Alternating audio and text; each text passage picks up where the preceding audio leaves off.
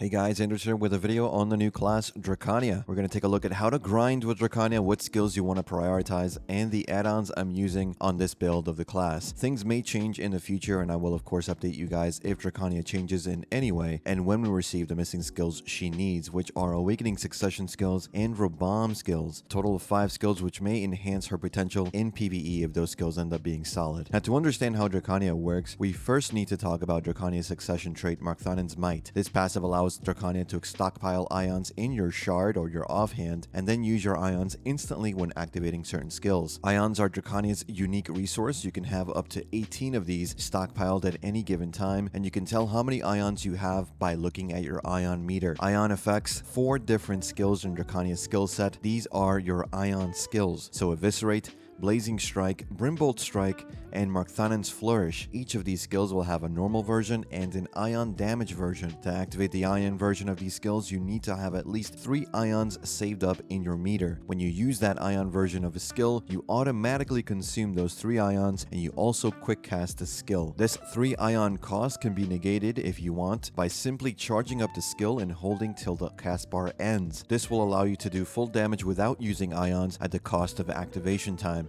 The only skill you cannot charge to bypass the ion cost for max damage is Blazing Strike. This doesn't mean you'll always want to quick cast your skills, since all ion skills have lingering protection, which can be useful in some cases. In PvP, you tend to charge your skills despite having ions because it drains enemy mana and also allows you to do an additional CC, but we'll explain more of that in a separate video discussing PvP. So now that we know how ions work, let's look at how many skill points you're going to need for Drakania. In terms of skill points, you're going to need 1,758 skill points for every skill in the kit. However, you don't need every skill for PvE, so if you're starting out, 986 skill points will be enough to get at least level 1 Succession skills. You want to prioritize Markthanen's Flourish, Eviscerate, and Brimbolt Raise as the skills to level first. That should put you at 1241, so 1,241 skill points needed with those skills maxed out.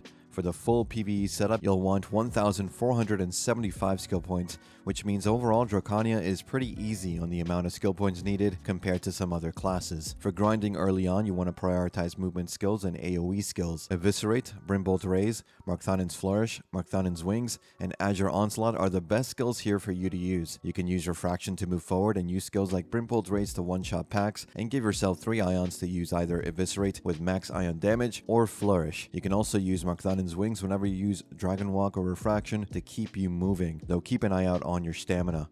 The way you move will be dependent on how you like to play the class. Usually at lower end spots, you want to keep a good flow going, a good rhythm, so I primarily use Refraction into Markthanen's Wings and use my engage skills to start damaging packs of monsters. If you like using Dominion, make sure to cancel a second hit by using Abyssal Fang. That way you can keep a good rhythm going if you're grinding lower end areas for skill points or potion pieces. Now for grinding in most zones where you don't really one-shot monsters, I use this combo. There are many varieties of combos you can make, but for me, I really enjoy the flow of my setup, and it allows me to truncate sections to use separately or as needed. The way I have it set up is to basically never stop dealing damage. Essentially, this is an infinite combo. I do recommend using a mana recovery add-on if you're struggling for mana, but you should be fine with this setup. Also think about charging and holding skills like Eviscerate, which have forward guard. If you need to block some damage, you can hold F while using the skill to give yourself more time to auto heal or block a particular skill from an elite. Drakania outputs above average DPS and has, I'd say, average AoE, but she struggles pretty badly with pulling in some zones, so it will take some getting used to if you come from a class like Lan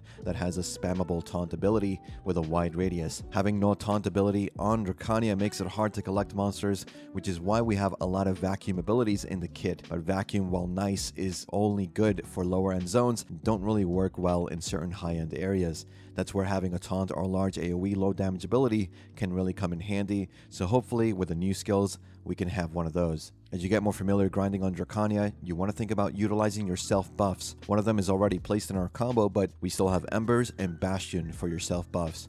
Embers gives you 10 AP for 10 seconds, and Bastion gives you 20 DP for 20 seconds. They're relatively quick skills that I recommend you use whenever you can after the initial combo or as you wait for monsters to come to you. Add-ons are player specific these days, but as you can see, we only have 2 skills that can have tier 3 add-ons. Markthanen's Scales is too long of a cooldown for us to use, and it only applies in the first hit. great. Brimbolt Strike, however, is a really good skill for tier 3 add-ons. I use monster AP and attack speed buff on that skill as we're focused on PvE, and using that at the end of the combo allows us to have that effect for most of our combo. The rest of the add-ons will change depending on how long your cooldown becomes and where you're grinding.